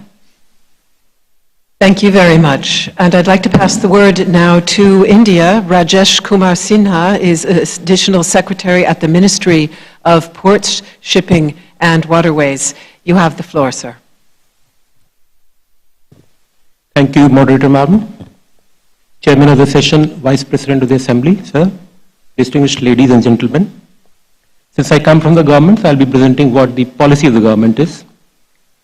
Very recently, Government of India has announced the National Green Hydrogen Mission. The mission is a very wide ambit policy. It has not only policy framework, but also a governance framework. And it follows a very integrated approach to move towards green hydrogen or the derived fuels. And there are timelines also. The policy addresses both the demand side and the supply side with a good amount of fiscal support for the supply side of green hydrogen. Now, I'm in this because I'm talking only about the shipping. In this framework, there are a few targets I'll just read very briefly to set up green hydrogen hubs at the ports. So we have identified a few ports. There are timelines set for that. And also that the policy envisages that going forward, in certain, again there is a timeline, that all ports should have these green ports. Ultimately the aim would be that we generate enough to export. Then about ships or vessels. There are provisions for that the oil importing government companies, they should use at least one hydrogen fuel, green hydrogen fuel or a derived fuel by 2027 while they import this fuel. And each year going forward, each year they should add one such ship more to the supply side. This is basically to enhance the use of green fuel, green hydrogen or the derived fuel. Ultimately, as I said that not only the green hydrogen products are drawn towards the major ports, but the and as we have discussed, the distinguished people have already stated this, a lot of investment will have to be made, a lot of infrastructure have to be developed in and around the ports. So this will also lead to a lot of community development around the ports, not only creation of infrastructure at the ports, but development happening around the ports in the coastal zones. Going forward, because this is very innovative and knowledge-oriented work, we have collaborated with the ports, with the shipyards, and with Denmark and the Resource Development Institute to set up a center of excellence that these, while we move towards this fuel, while we transit toward this fuel, if there are innovation challenges, there are knowledge challenges, this center keeps working simultaneously all those issues. We call it National Center of Excellence for Green Ports and Green Shipping. But just to add one more point, we have a government shipyard, we call it Cochin Shipyard Limited. This is in the southern part of India, a state called Kerala. The shipyard is located there. The shipyard has very recently supplied fully electric powered vessels to Norway, and it is in the process of making hybrid electric power for the urban water metro systems to integrate the rail metro with the water metro. And there are other innovations which are happening in that shipyard. That is also a partner in this Center of Excellence which I stated just now. So this is from my side as of now, ma'am. As if there is opportunity more after discussion, I'll present something more. Thank you very much. Thank you very much for those remarks. We've heard a great deal about how important ports are as a link in the chain. We have several speakers for ports who've been waiting very patiently, and I thank them for that. Let me now go, first of all, to talk about the role of ports in shaping both demand and trade. Abu Dhabi Maritime Managing Director Al-Meri, and I'd like to ask you also to talk about this Clean Energy Marine Hubs initiative that we've heard about, because you, in fact, were one of the very first ports to sign up for that. What do you see as the long-run challenges, but also benefits in implementing such an initiative? And how are you engaging in other collaborative endeavors? We've heard again and again this is going to take a joined-up approach. So how are you trying to do that to prepare for a future in which ships will be propelled by renewable fuels and ports will need to support them? Thank you, Dr. Melinda. With regard to Abu Dhabi ports, we have energy sources such as hydrogen, biofuels, and solar power.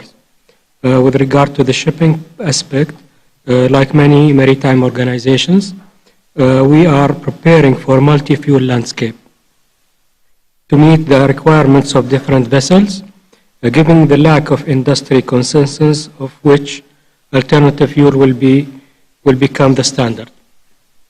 Following the approval of biofuels by IMO, Safin Group, which operates under Abu Dhabi Ports Group Maritime Cluster, has begun using biofuel with success. For example, our 970 TEU container vessel Safin Pearl has been successfully using B20 biodiesel fuel to power its onboard aggregate generator.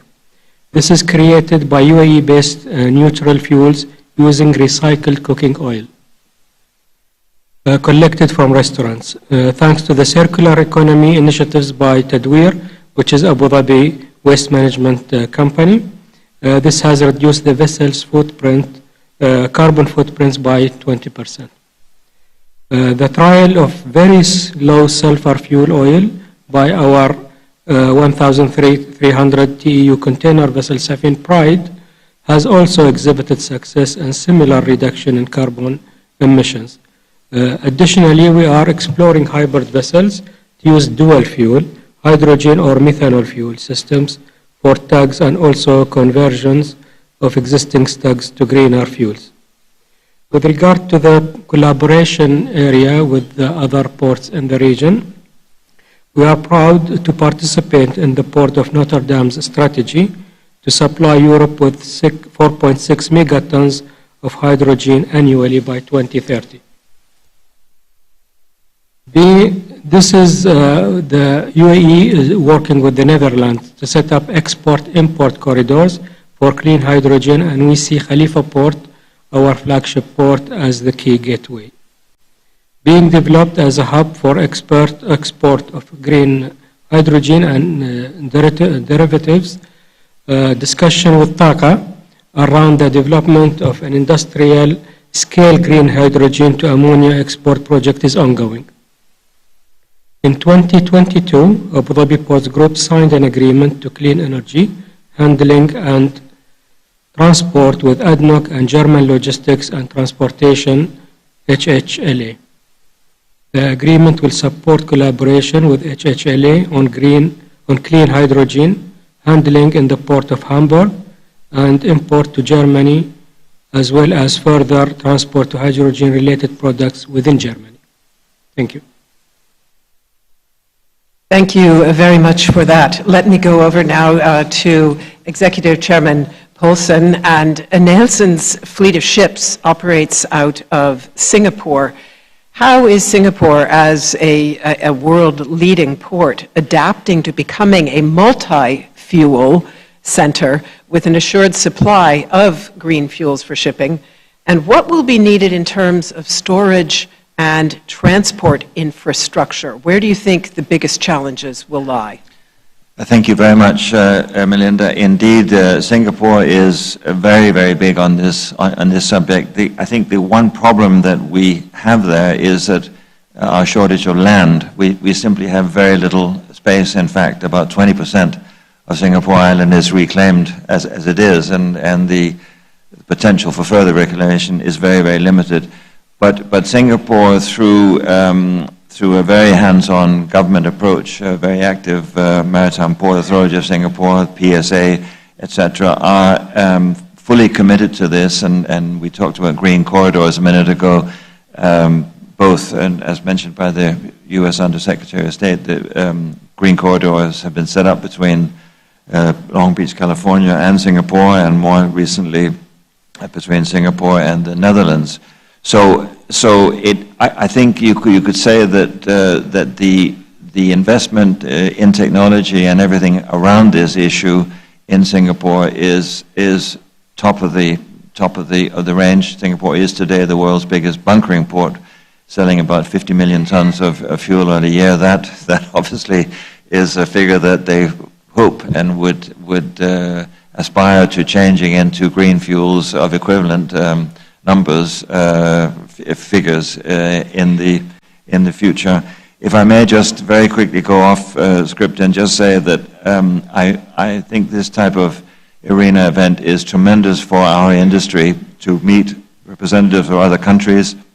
I think our industry, I call it lost in translation. I think we're a very misunderstood and a very underrated industry, if I may say so, because I think we have, particularly in recent years, done a huge amount to understand the challenge that is ahead of us, to embrace it and to deal with it. We're a can-do industry, as Bud has already said, and a responsible industry, and I just, as an enabler and servant of world trade, I just don't have any doubt that we will meet this challenge and head on and make our contribution to the greater good on this issue. Thank you. Mr. Al-Meri, may I just ask you very briefly to pick up on what we just heard, because undoubtedly you also face some of the same challenges that have just been described when it comes to managing logistics for multiple renewable fuels that will require bunkering. So just 2 sentences, if you would, about your strategy for addressing that. Yes, we are taking advantage of our location, of the setup of also Abu Dhabi Ports Group, that we have number of clusters. So together we can support the industry by also ensuring the supply chain is delivered, from the industrial cities part to the ports and logistics, as well as from the shipping area side. So there is multi-models that we are using that will help to minimize or overcome this challenge as well. Thank you very much for that addition. Finally, and also, of course, waiting very patiently, let me bring in the Global Center for Maritime Decarbonization and CEO Lo, And your center is involved in several pilot projects to help shape standards, also to boost project financing, a point that's also been mentioned a couple of times, and to foster collaborative solutions in areas ranging from ammonia bunkering to drop-in biofuel trials, shipboard carbon capture. All of them have been referenced here. What do you see as the main obstacles that are delaying adoption of advanced biofuels and renewable-based fuels, such as e-methanol and e-ammonia, and what do you think stakeholders can and should do now to accelerate uptake? Thanks for that question, Melinda, and it's a pleasure to be here.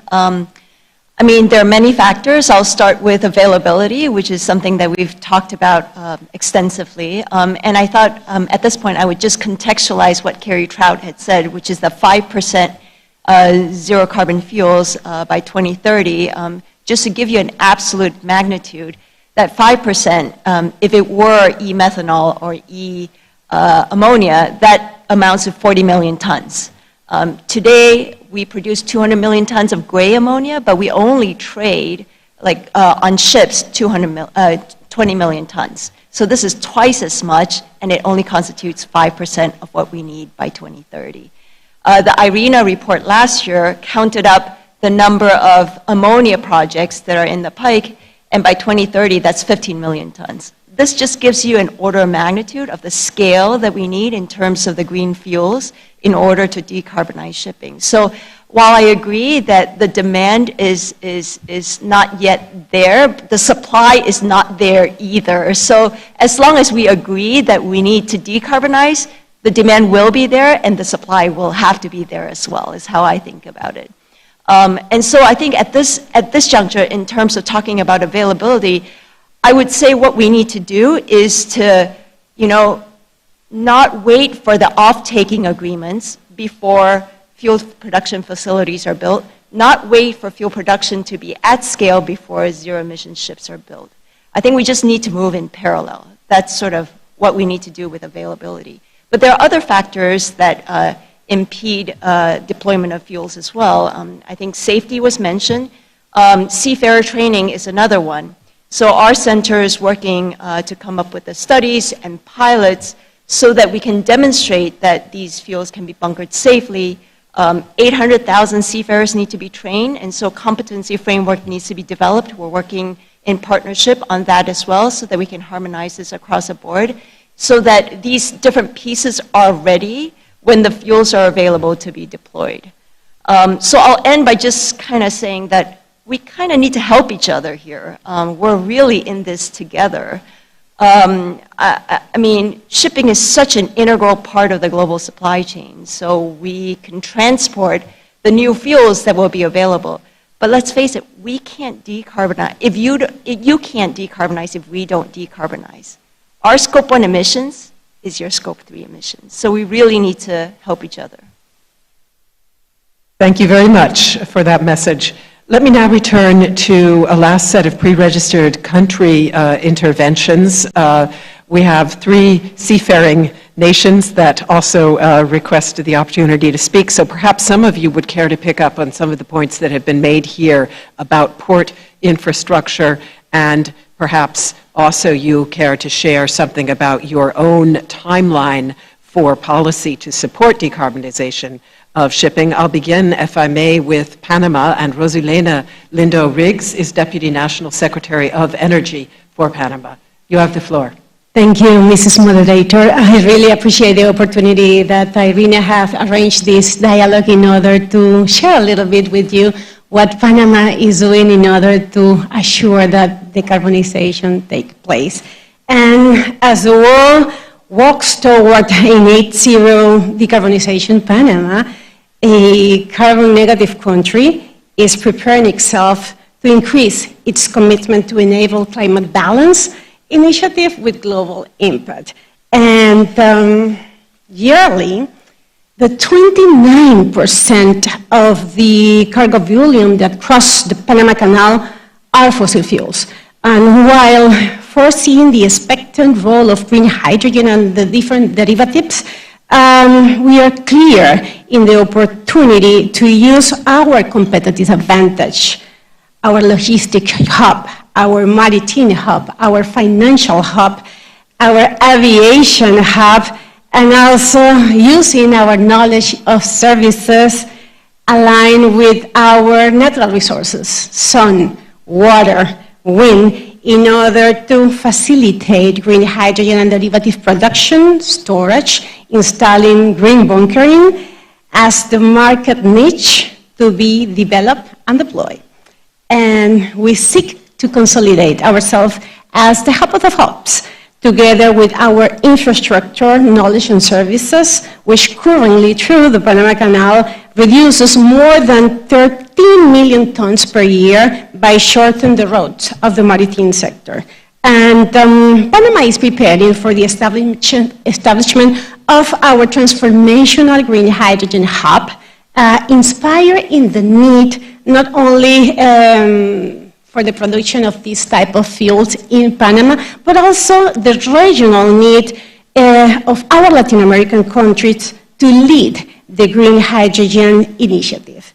And that's why, as we analyze that Latin America and the Caribbean countries have around 300 gigawatts of installed capacity in renewable energy, with a projection of around the same amount to be produced in 2030, we do see that the Panamanian Green Hydrogen Transformational Hub is getting ready to receive part of the renewable energy in form of green hydrogen and derivatives and become one of the hearts of global commerce decarbonization. And Panama, in the coming 18 days, is going to launch our national green hydrogen and derivative strategy with the goal to produce around 4 million tons of green hydrogen in 2040, with the required electrolysis power equal to around 67 gigawatts, making the use of its surplus of renewable resources once our electricity demand is supplied. But that green hydrogen is going to be transformed to e-ammonia, e-kerosene, e-methanol, dependent on the market demand. And while building the facility to produce and storage the fuel, that also it's going to be coming from the different Latin American countries. And we already started conversations with Chile, with Costa Rica, with companies in Colombia that are willing and able to send their new vectors, energy vectors, to Panama when we are ready. And Panama is preparing that energy transition fund as a new financing mechanism with a specific window for power-to-X projects and the necessary infrastructure, including the support of the creation of community for local startups, and as a tool to improve business cases for the development of green hydrogen supply chain and its derivative for sure, as large-scale projects, e-ammonia, e-methanol, e-kerosene, and inside in our green hydrogen strategy, we are including pre-feasibility studies for the development of those projects as well, for free, in order to incentivize the investment in our green hydrogen transformational hub. And as I know I don't have too much time, I just want to close saying that the maritime sector could pass from being the black hole, as Spain said, to the bright hope for the climate solution. Thank you.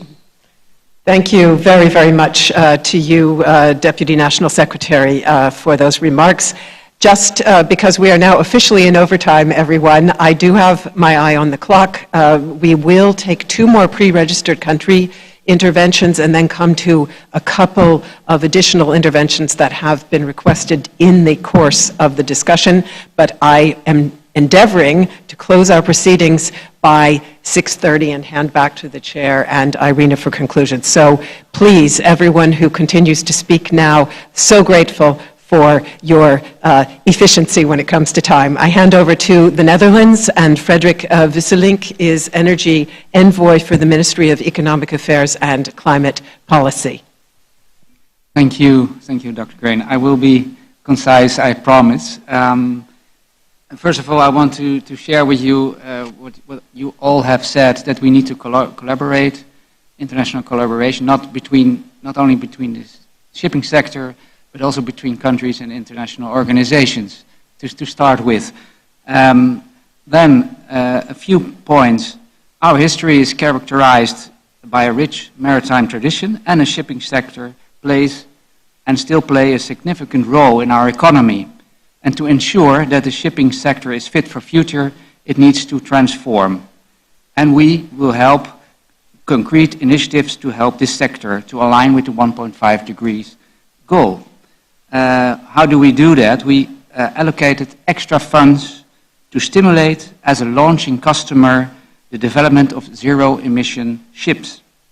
And our investment includes 8 naval vessels and 3 emergency towing vessels for protection of offshore wind parks in the North Sea. And this investment will be used to develop innovative propulsion technologies and infrastructure for net zero fuels.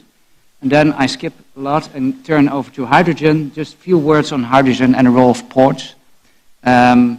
We think that it's urgent to transport hydrogen from exporting countries to importing countries like the Netherlands.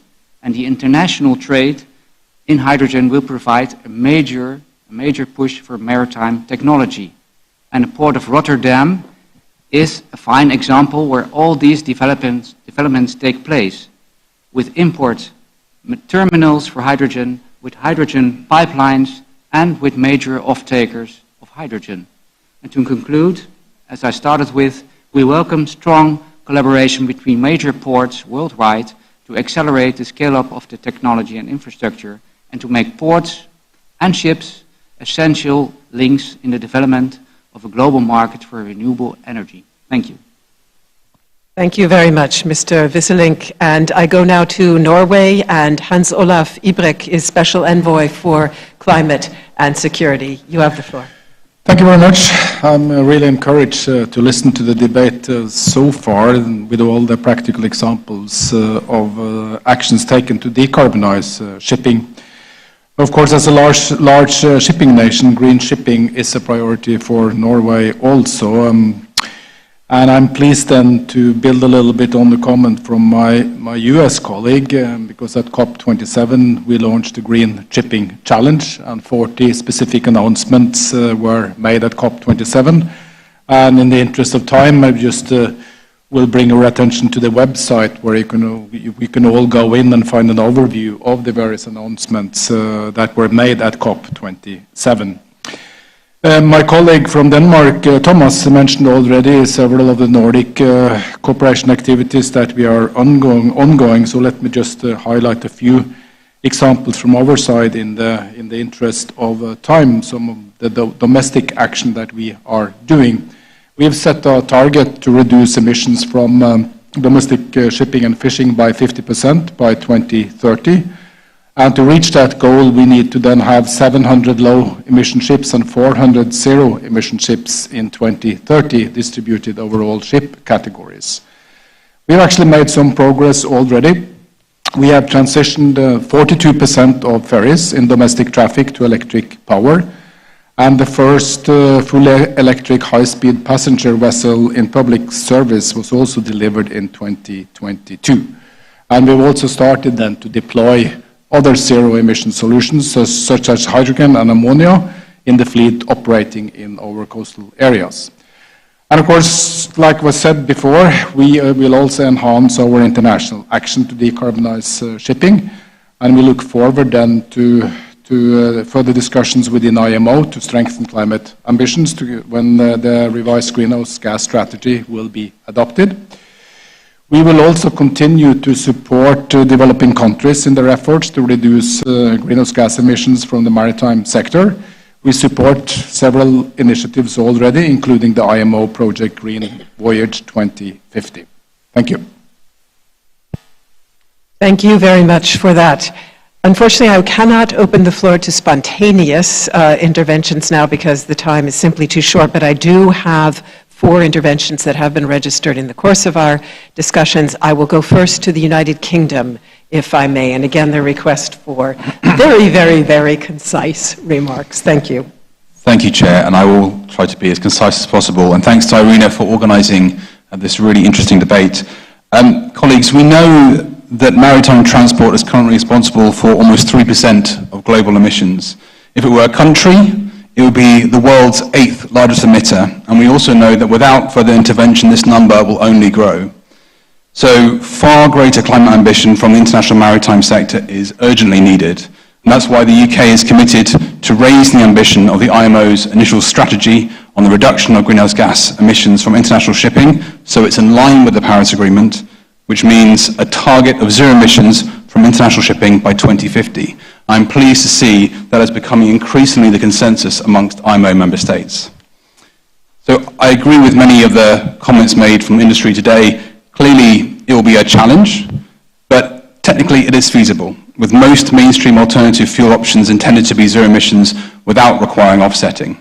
In the UK, we're supporting the decarbonisation of the maritime sector through a two-pronged approach.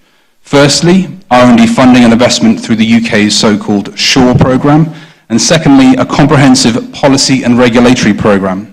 This approach forms part of an emerging coherent strategy to fast-track the transformation of the maritime sector and our goal to become a global leader in the design and manufacturing of clean maritime technology.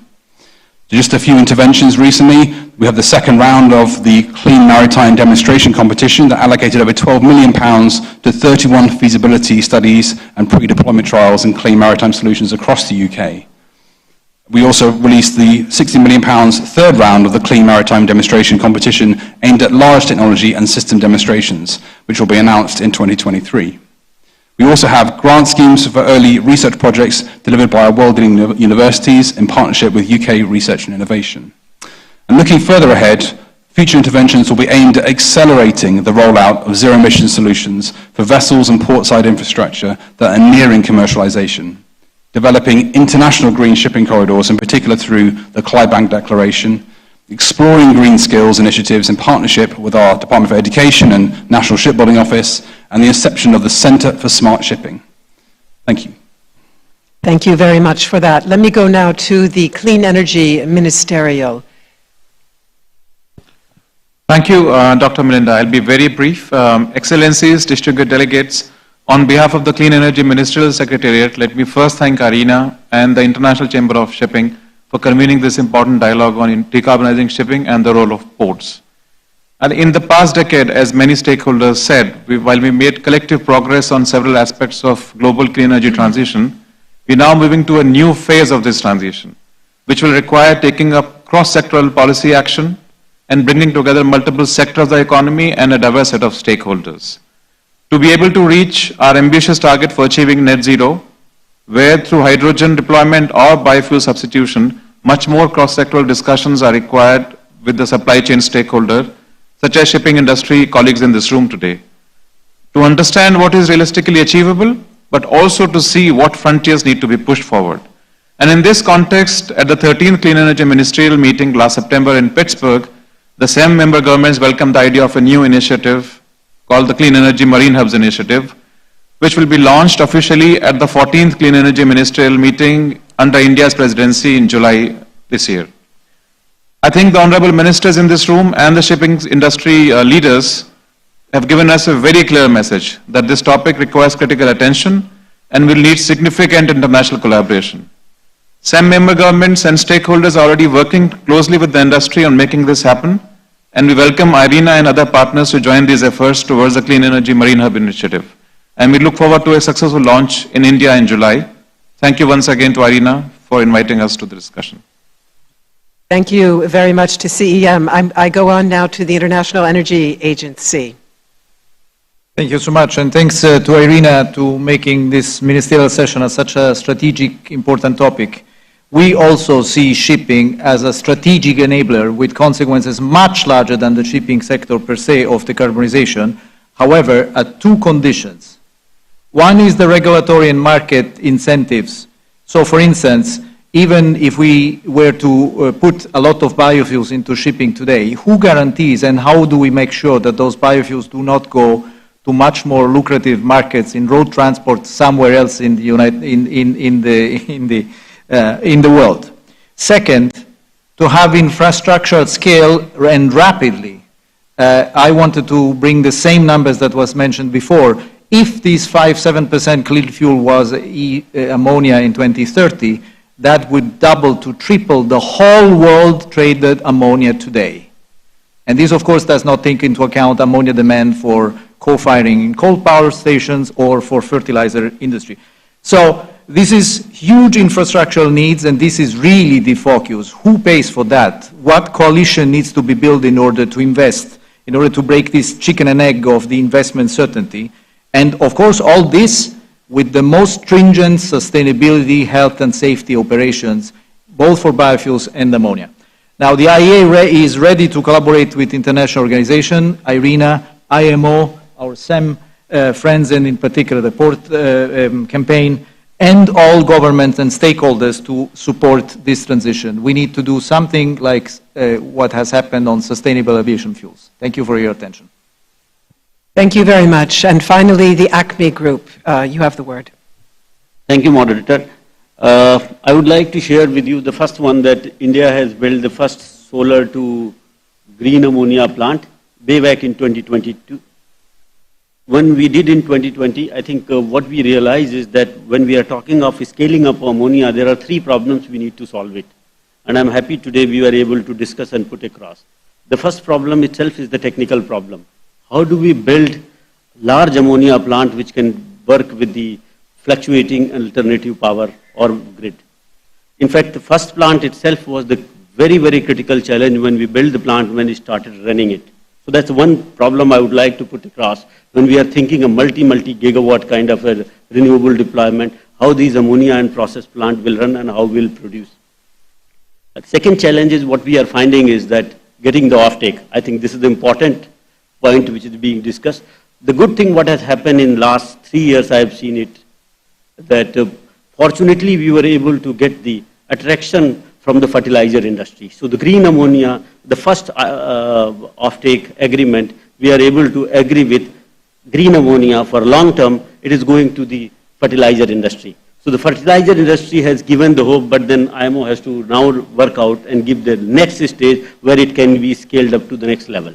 The third point I would like to mention here is every million ton of ammonia requires $6 billion of investment.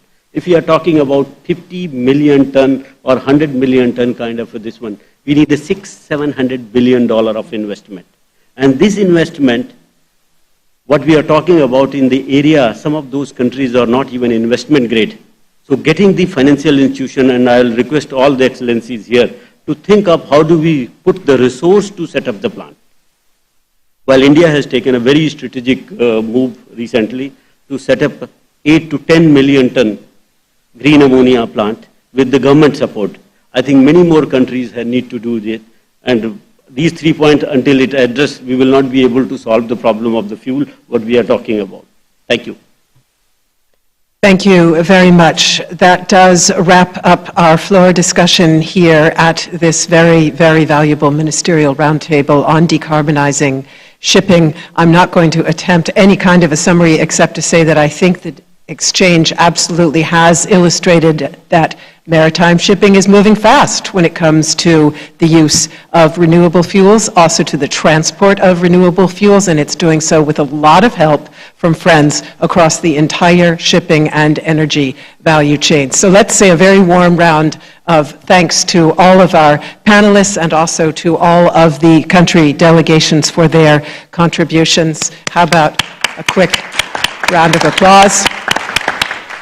And with that, and my very warm thanks to Irina for making this exchange possible, I hand back to the chair. Thank you very much, Melinda, for guiding this very active and interesting and informative discussion. We see, and you all know, the huge importance of this sector for the future. Before ending this meeting, I would last invite Dr. Roland Roche Acting Director of the Arenas Innovation and Technology Center, to present some closing remarks. Thank you. Thank you very much, Chair. Dear Excellencies, ladies and gentlemen, firstly, on behalf of IRENA and our Director General, I would like to thank you all for your active and insightful engagement in today's discussion.